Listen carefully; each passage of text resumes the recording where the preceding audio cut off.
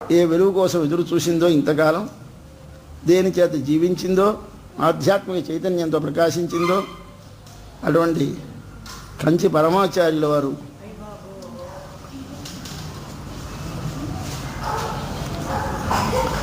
అస్తమించారని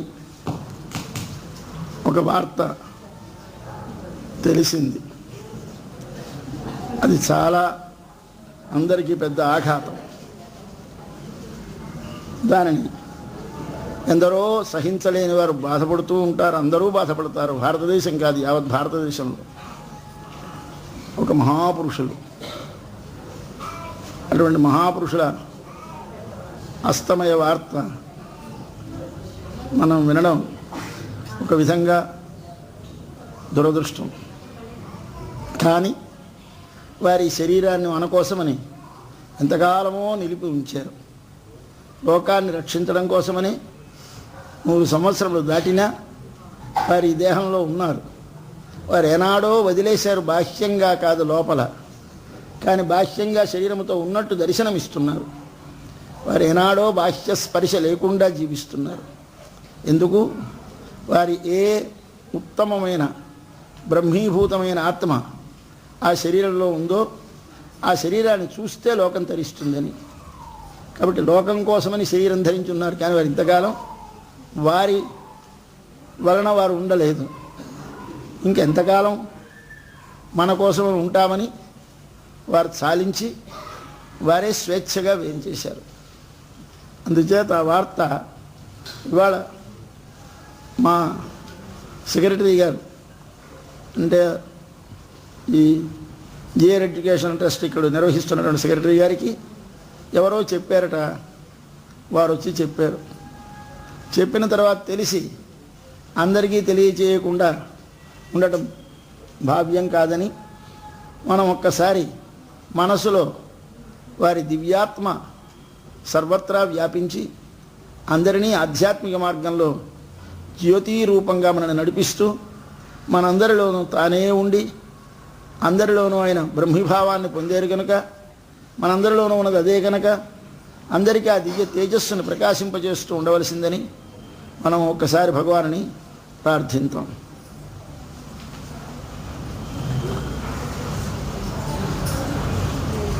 ఇంకా ఈనాటి పాశురం ఇది జీవితంలో చేరవలసిన లక్ష్యం, గమ్యం. ఏమిటి పొందాలి మనమందరం? మనము చేసే ఆరాధన మనమందరము చేస్తున్నాం నిత్యం. ఏమి చేస్తాం? ముందు దానికి కావలసిన పరికరములు సంపాదిస్తాం. పువ్వులు, పళ్ళు, తీర్థము అవన్నీ తెచ్చిపెట్టుకుంటాం. తరువాత కూర్చుంటాం. తరువాత ధ్యానం చేస్తాం. తరువాత స్వామిని పిలిచి కూర్చోవయ్యా అంటాం. స్వామి మన ఎదురుగా ఉన్న ప్రతిమలోనో ఒక విగ్రహంలోనో సన్నిధానం చేసి కూర్చొని ఉంటారు. తర్వాత ఆ స్వామికి పూజ చేస్తాం. పూజ చేయిపోయిన తర్వాత స్వామి నీవంతవాడివి ఇంతవాడివి అని చెప్పడమే పూజ. ఏమిటి చేస్తాం? ఓహో నువ్వయ్యా, ఇదిగో గోవర్ధనాన్ని ఎత్తేవయ్యా, శకటాసుని భంజించేవయ్యా, పూతనని చంపేవయ్యా, ఇవన్నీ చెబుతాం. ఈ కథలన్నీ చెప్పడమే మనకి పూజ. పూజ అంటే ఆయన గొప్పలు చెప్పడమా? కాదు, మన ఆత్మగా ఆయన చేసిన ఉపకారాలను స్మరించుకోవడం పూజ. పూజ అంటే ఆయనకి మనలాగు ఒక ఖ్యాతి లేనివాడు, చేతకానివాడు కాడు. ఆయన అనుగ్రహం వల్ల మనం అందరం ఉన్నాం. మనలో సర్వవ్యాపారములు జరుగుతున్నాయి. ఆయన నువ్వు కీర్తిస్తేనే ఆయన కీర్త్యా? నీ కీర్తి కావాలా? ఆయన ఖ్యాతి కోసం నా పనులు చేశాడా? చేయలేదు. కానీ మనము ఇట్లాంటి ఉపకారం చేసి మనల్ని రక్షిస్తున్నాడు, స్వామి రక్షిస్తున్నాడని ఒకసారి ఆయనను స్మరించాలి. అదే పూజ అంటే. అది చేశాం. ఆయన వైభవం తెలిసింది.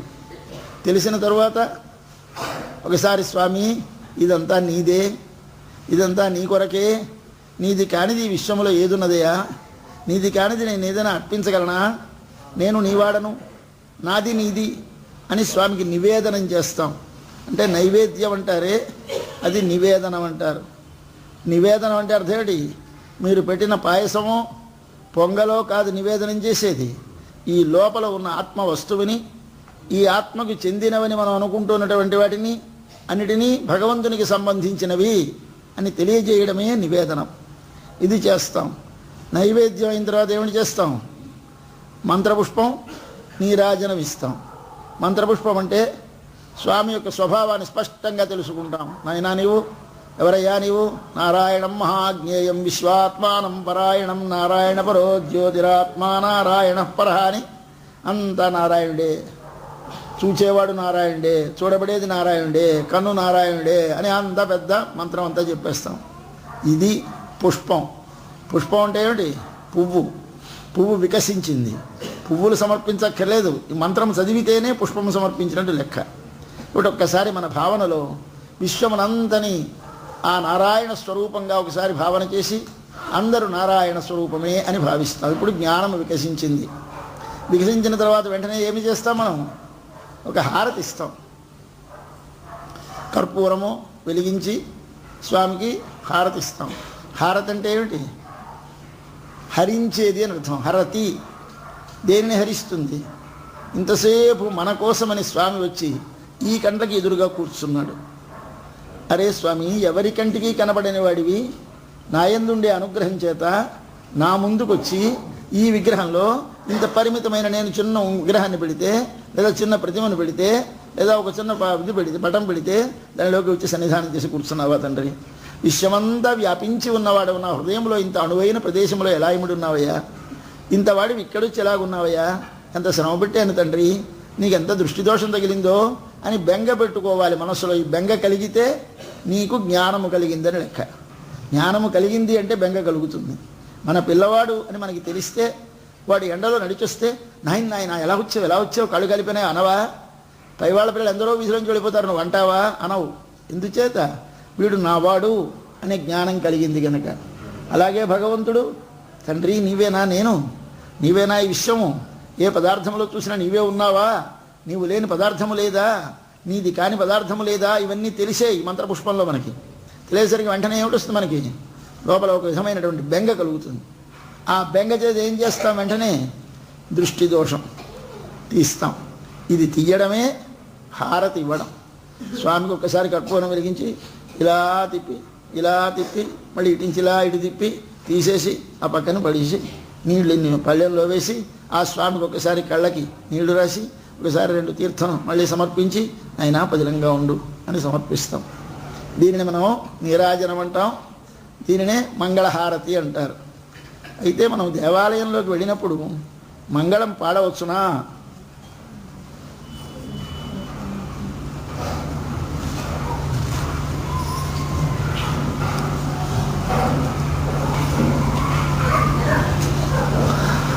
మనం మంగళం పాడవచ్చునా అంటే భగవంతుడి దగ్గర నుంచి మనకి మంగళములు కావాలి. అమంగళములన్నీ మనలో ఉన్నాయి. అమంగళములు నిండి ఉన్నటువంటి మనకి స్వామి మా అమంగళములను తొలగించి నాకు మంగళం కలుగునట్లు అనుగ్రహించు అని ప్రార్థించాలి. ఎవరైనా అలా ప్రార్థిస్తారా? మొదట ఏ కోరికలు కోరినా ఆఖరికి వెళ్ళేసరికి ఏమిటి చేస్తాం? మనం హారతిచ్చి శ్రీయకాంతాయ కళ్యాణ నిధయేర్థినాం శ్రీవేంకట నివాసాయ శ్రీనివాసాయ మంగళం అంటాం. శ్రీనివాసుడికి మంగళమవుగాక, ఇది మనం పాడేది. రాముడైతే మంగళం కోసలేంద్రాయ మంగళం అంటాం. ఇది ఏమిటి? నువ్వు మంగళం పాడడం ఏమిటి? ఇది ఎప్పుడైనా మనం ఆలోచించలేదు. కానీ మనం మంగళం ఆయనకి పాడడం ఏమిటి? ఆయనకి మంగళం కలగాలని నువ్వు ఆశీర్వదిస్తావా? ఆశీర్వదించవు. మరేమిటంటావు? మంగళం కావాలని ఆశాసిస్తావు, అంటే కోరుతావు. స్వామి నీకు మంగళం కలగాలి, నీకు మంగళం కలగాలని మనం కోరుతాం. ఈ కోరడానికి మనకి హక్కు ఉందా లేదా? నీకు నిజంగా ప్రేమ ఉంటే హక్కు ఉంది, నిజంగా ప్రేమ లేకపోతే హక్కు లేదు. నీకు కేవలం జ్ఞానమే కలిగి దాని చేత బెంగ కలగకపోతే ఎందుకు మంగళం అక్కర్లేదు. బెంగ కలిగితే వెంటనే దృష్టి దోషం తీయాలి, మంగళం పాడాలి. కాబట్టి నీకు బెంగ కలిగిందో లేదో నువ్వు చూసుకో లోపల ఒక్కసారి. తండ్రి సకల జగత్తుని సృష్టించిన వాడివి కదా, సకల జగత్తుని లోపల ఉండి వ్యాపించి నియమించేవాడివి కదా, అట్టివాడిని నన్ను అనుగ్రహించడానికి వచ్చి ఇక్కడ కూర్చున్నావా తండ్రి? నా ఈ పామరమైన చెడు కళ్ళతోటి ఎన్నో విషయాలను చూసి ఈ కళ్ళకి నువ్వు కనపడ్డావా తండ్రి? ఎంత ఘోరమైన ప్రేమ చూపించావయ్యా, నీకెంత కష్టం కలిగించానయ్యా అని బెంగ కలగద్దు. ఒక్కసారి కలగగానే ఏం చేయాలి? స్వామి నీకు మంగళమవుగాక, నీకు మంగళమవుగా. ఎందరో చూశారు నిన్ను, నేను ఇంతసేపు పూజ చేస్తున్నప్పుడు ఎందరో చూశారు, నీకు మంగళమవుగాక అని పాడతారు. కాబట్టి ముందేవిడి తెలియాలి, ఆయన గొప్పతనము తెలియాలి. తెలిసిన తర్వాత ఏమి కలగాలి? ఆయనతో మనకున్న సంబంధం తెలియాలి. తెలిస్తే వెంటనే ఆయన గొప్పతనం, అంత గొప్పవాడు మన ఎదురు ఇంత సులభముగా వచ్చాడనేసరికి ఒకసారి క్షమించు తండ్రి, నువ్వు సుఖంగా ఉండు అనక తప్పదు. అర్జునుడు మొట్టమొదటి స్వామిని నియమించాడు. అయ్యా బాయ్, ఎవరైనా సారథి కృష్ణుడు, ఈయన తనకి ముందర నడిపేవాడు, తన రథంలో కూర్చున్నవాడు. సేనయోరుభయోర్మధ్యే రథం స్థాపయ అన్నాడు. ఎంత ఆర్డరో చూడండి, ఇది ఎంత తప్పు పని. సాక్షాత్ భగవానుడిని ఆ రెండు సైన్యాల మధ్యలో రథం నిలుపు అన్నాడు. ఎవరిని, ఒక డ్రైవర్ని, ఒక ఓనర్ గారు వెనకాల కూర్చొని అదిగో అక్కడ అలా టర్న్ తిప్పి రైట్ సైడ్ ఆపు అంటాం. అలాగే చెప్పాడు ఈయన. ఎవడు, రెండు సైన్యాల మధ్యలో రథం ఆపు అన్నాడు. అంటే స్థాపయిత్వా రథోత్తమం, ఎస్ సార్ అన్నాడు. తీసుకొచ్చి రథం ఆపాడు. ఎలా చెబితే అలా చేశాడు. చేస్తే ఈయనవడు సాక్షాత్ సర్వజగత్ కారణమైన వాడు, సకల కళ్యాణ గుణాకరుడు. ఈయన మాట విని తీసుకొచ్చి రథం ఆపాడు. ఈయనకి పాపం అంత గొప్పవాడని తెలియదండి. వెళ్ళాడు, 11వ అధ్యాయం దగ్గరికి వచ్చాడు. జరిగి ఒక్కసారి తన విశ్వరూపం చూపించాడు. విశ్వరూపం చూపిస్తే భయపడిపోయినాడు.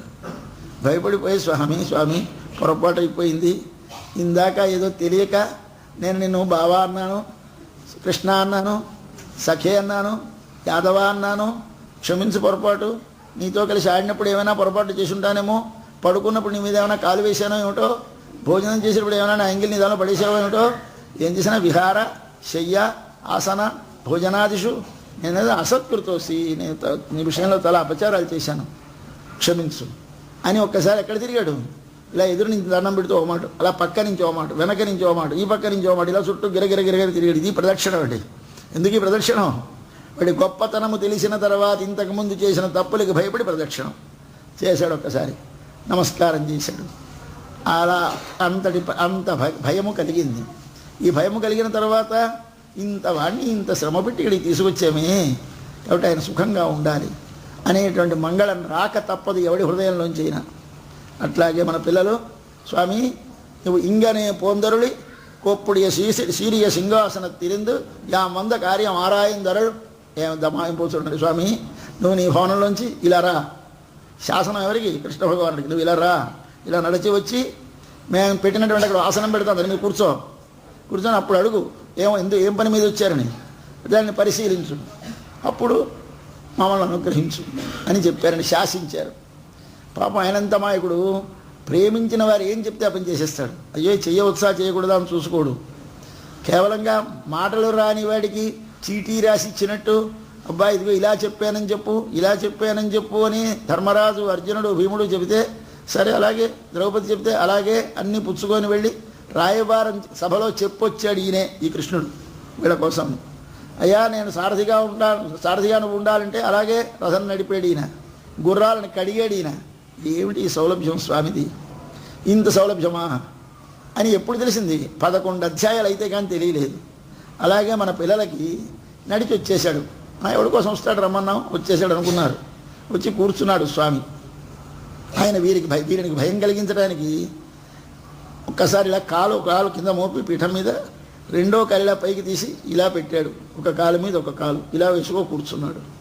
అయ్యా ఈ కాలు చూశారండి, అది పాదం చూశారు. ఈ పాదం ఎర్రగా ఉంది స్వామిది. భయం వేసేసింది. కానీ అక్కడి నుంచి ఇక్కడికి నడిపించాము, నడిచినందువల్ల కందిపోయి ఉంటుంది, లేదా ఇంత ఎర్రగా ఉంటుందా? ఎంత సుకుమారమైన పాదము స్వామిది. పువ్వు మీద మోపితే కందిపోయే పాదాన్ని మేము తీసుకొచ్చేది.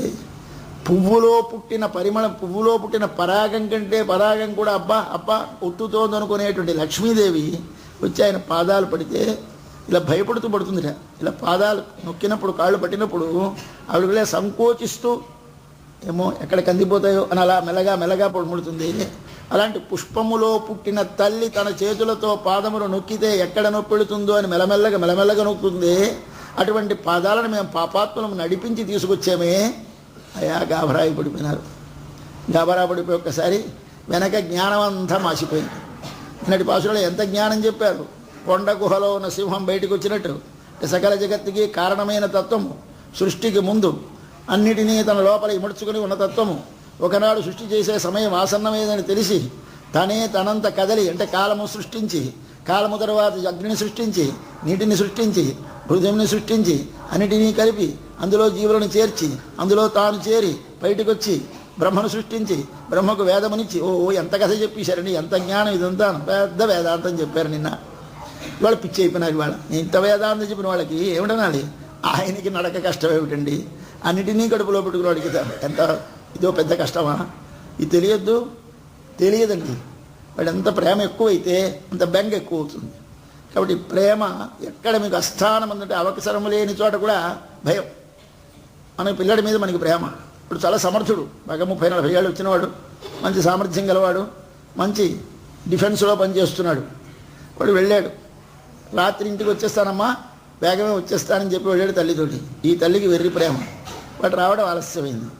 వాడు ఇట్లా ఆలోచిస్తూ ఉంటుంది, ఒకవేళ కానీ ఏమైనా యాక్సిడెంట్ అయిందా, ఏమైనా ప్రమాదం అయిందా, ఏమైనా కారు ఢీకొందా, వాడి కారు కానీ ఏమైనా డాష్ అయిందా, ఇలాగే వీడు ఆలోచనలు ఎందుకు అవుతాయి? వాడికి బ్రహ్మాండం, డ్రైవింగ్ వచ్చినా బ్రహ్మాండం, సమర్థుడు, వాడే 10 మందికి సహాయపడేవాడు. అలాంటి వాడి కోసం వీడు బెంగ పెట్టుకుంటుంది. వాడు వచ్చిన తర్వాత నా తండ్రి రక్షించేవరా ఉంటుంది. ఎవడని తననీట ఎవరు? ఆయన రావడం, ఈవిని రక్షించడం. ఏమిటి రక్షణ? ఆయన సుఖంగా ఉండడం ఏమిటికి రక్షణ. ఇందాక ఏమిటి మనకి ముందరి స్థితిలో నువ్వు నన్ను రక్షించాలి స్వామి, మమ్మల్ని ఆరోగ్యంగా ఉంచు, మాకు పిల్లల్ని ఇయ్యి, మాకు సంబంధాలతే, డబ్బుతే, మరొకటి అన్నీ కోరుతాం. ఇప్పుడు స్వామి మాకు నువ్వే ఇచ్చినా ఇవ్వకపోయినా బాధ, నువ్వు బదిలంగా ఉండు తండ్రి చాలు అంటాం. ఆ మొదటి దశ ఏమిటి? జ్ఞానము. ఇప్పుడు దశ ఏమిటి? ప్రేమ. కాబట్టి జ్ఞానము బాగా పరిపక్వమైతే అది ప్రేమగా మారుతుంది. ఆయన గొప్పవాడని తెలిస్తే మనకు ఒక్కసారి మనసులో అంత గొప్పవాడు ఇంత సులభంగా మన దగ్గరకు వచ్చేసాడే. గొప్పతనం తెలిసిన కొద్దీ బెంగ ఎక్కువ అవుతుంది. గొప్పతనం తెలిస్తే మనసు పొంగిపోదు, ఆయన వల్ల ఏదో ఉపకారం పొందుదాం అనిపించదు. అంతవాడు సుఖంగా ఉంటే మనకందరికీ రక్ష. కానీ మనం అస్తవారం ఆయన చీటికి మాటికి ప్రతి అడిగితే ఎలాగూ అడగక్కర్లేదు, ఆయన సుఖంగా ఉంటే చాలు అనే మనస్సుకు వస్తుంది. దీని పేరు ప్రేమ. ప్రేమ అంటే ఏమిటి? అతడు మనకేమీ చేయకపోయినా అతడు సుఖముగా ఉంటే అతడి సుఖమును చూచి మన మనస్సులో ఉన్న కష్టాలు తొలగి మనకు ఆనందము కలిగితే దాని పేరు ప్రేమ. పిల్లడు సుఖపడాలి, తనకేమి వాడు చేయక్కర్లేదు, చేయకపోయినా వాడు సుఖముగా ఉండి భోగములు అనుభవిస్తూ మంచి కారు కొనుక్కొని పెద్ద ఫ్లాట్ కొనుక్కోనో మరొకటి కొనుక్కోనో వాడు ఎంతో విభవంతో ఉన్నాడంటే తల్లికేమీ చేయకపోయినా తల్లికేమీ పెట్టకపోయినా తల్లి ఆ వార్తలు వింటే పొంగిపోతూ ఉంటుంది. తన దుఃఖపడుతున్నా సుఖంగానే ఉంటుంది. ఎందుచేత అవతల వాడు సుఖపడితే ఆ సుఖమును చూచి తన దుఃఖములు పోతే అది ప్రేమ.